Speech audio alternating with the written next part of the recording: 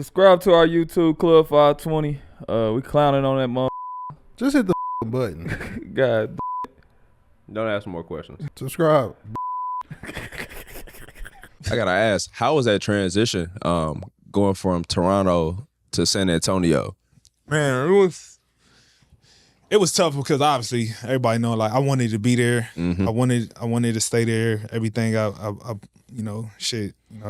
was home. So, getting traded, the way it went down, that part hurt more than anything. Mm-hmm. Then, when I finally calmed down and realized, like, shit, I'm going to San Antonio. Then what they say about city boring, blah, blah, blah. It's like, yo, I'm playing for Pop. Yes, sir. Like, fucking Coach Pop. Like, you know what I mean? And what's crazy, when I got traded, I didn't talk to nobody for like fucking 2 weeks. I wouldn't answer my phone. I was mad as shit. Like, Yeah, I'm that nigga. like, I ain't gonna lie.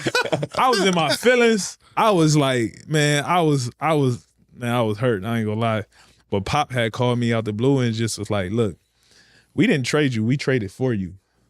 Like, and when I let that sink in, I'm like, God damn, he got a fucking point. Like, all right, like, and just to like be underneath Pop, to hear like the game from him, the way he just took me in and accepted me, more than just a basketball player, like, to help with the transition. Like I cherish that shit forever, man, because it was something I needed in my career at the time, because I'm looking at the game one way my whole time in, my 9 years in Toronto. I'm thinking just go out there, shoot the ball 30 times, try to get a win. If I shoot bad, at least I tried. Yeah. With Pop, it was more so like, how can you make everybody else around you better? And with that, make it easier on myself.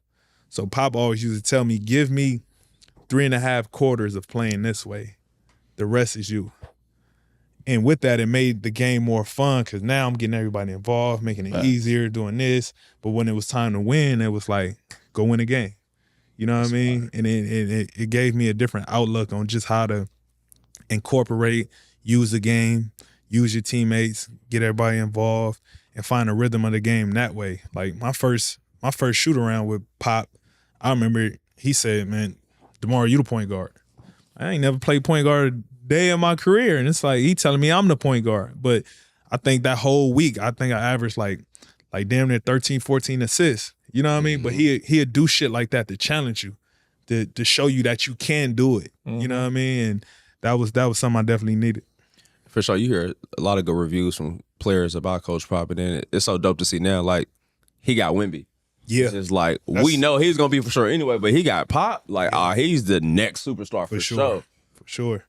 He definitely going to learn. I mean, you see it now. Even just how he was playing in the Olympics. Like, the way he just played in a championship game. Killing. You know what I mean? Like, he's still a kid, bro. But I guarantee you, he was on the phone with Pop that night at this. You know what I mean? And Pop giving him some type of, insight and knowledge on how to carry that. Now, watch how he be this year. Boy. Watch how he be. It's about to get spooky. And he got CP down there? Yeah, Oh, my God. It's about to get spooky, bro. Monster, bro. Yeah. They building a monster down there. Yeah. That shit look like a video game. Nah, bro. Like, I've never, like, we played them this year. I swear I had a drive to the lane. I'm on one side of the key. He on the other side.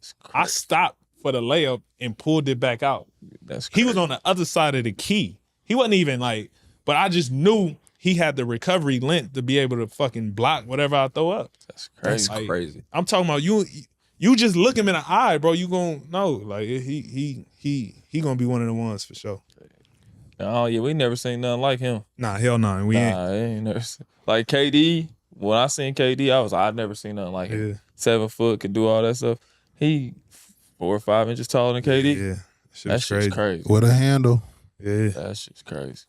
Obviously, you a student in the game. Who are some of the young players in the league that you know what I'm saying, take a notice or take a liking to? That's a hell of a question. Because I think, like, how young you talking? Like, whatever's young for you. I mean, you Like John them. Let's do John. Okay, like Luke John- and them. those guys, I think they gonna carry this league to, where it need to be. You know what I mean? When you look at the Ja, the Lucas, it's all those guys. They like beyond special, man. Like, I'd be glad when Ja get back healthy. he get back on the floor because the game is that much more exciting when those players is healthy. You know what I mean? Like, I hate that he wasn't out there to do to be a part of all this. Like, it's amazing to see, just being a fan of like all these guys that come in the league that you see them as kids one year and the next year fucking they whole swag change. You see it. You know what I mean? They carrying their own aura. So my favorite players is obviously like Ja, Luka, fucking I don't know, is Jason still a fucking still young? And that's one of my favorites. And funny story, like he from Compton. Listen, I fuck with Ant. I don't know him personally like that, but the times I done played, I remember I played against Ant this year, and like the dog he got in him. I remember jump ball. He's still right next to me. He guarded me. I'm like, yo, like he take on all these fucking challenges, and I respect that from a youngin like that. Hard. You know what I mean? Like you see the dog in him, and obviously you see it with the Olympic team, and what he gonna be come next season is gonna like that shit. I know what playing in the Olympics do for a player. Yeah. Like that shit takes you to a whole nother level, mentally, physically, emotionally. Like you feel like you that, especially being around those other 11 guys. Yeah. So like those like definitely Ant one of my favorites. So I think those guys are gonna carry the league to where it needs to be. For sure. And man, you know what I'm saying? Obviously, in a new situation this summer. Congrats on that as well. Appreciate you playing with another young dog as well. I don't know if he's too young, but we still D Fox. Yeah. I mean, that was part of the reason, even making that decision. D Fox in my career, man. He too damn fast. Listen, fast as shit. Fast as shit. Like, he put me on the bench, man. See? That's when the first time I said, I think I want to come off the bench, man. They want to come against some little Be a guys role that's not model. the same speed, man. I was like, yeah, I think I'm going to come off the bench. I remember I was like, Minnesota, I think you could probably start Tyus Jones. Man, you want to.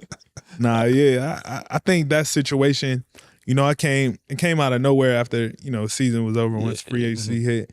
I know it was a bunch of other options, but, when I just sat back and like realized like, what the team needed, what they had, what they was fighting for, and how bad they want to win. Yeah. It just fit the mold that, I want to be a part of, and, just being able to play with those guys, I'm looking forward to it.